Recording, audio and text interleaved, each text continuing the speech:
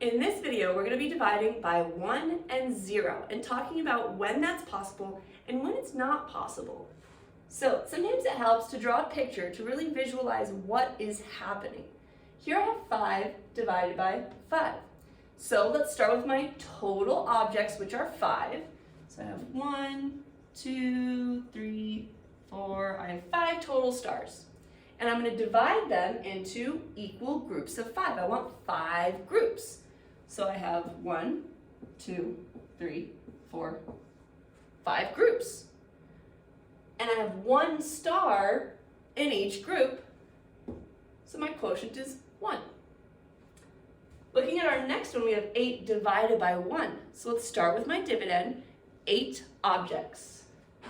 1, 2, 3, 4, 5, 6, 7, 8. And I'm dividing it into 1 group. So I have 1 group. There are 8 stars in that group.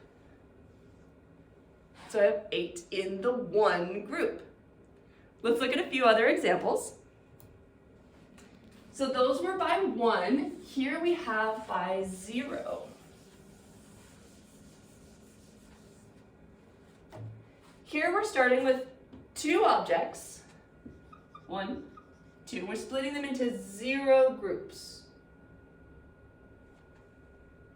You can't do that. This problem, you can't do. You cannot divide by 0. Just like in your notes, boom, you can't divide by 0. You can't have 0 groups. Doesn't make sense. Not a thing. Important to know, but not something you can actually solve. So now we're starting with 0 things. Well, that's easy to draw. And we're dividing them into 3 groups. Okay, so I have 1, 2, 3 groups with nothing in them, so 0. Anytime you start with 0 and divide, there's nothing that you started with, there's nothing that you're ending with, you have 3 totally empty groups. So that's how it works when you're dividing with 1s and 0s.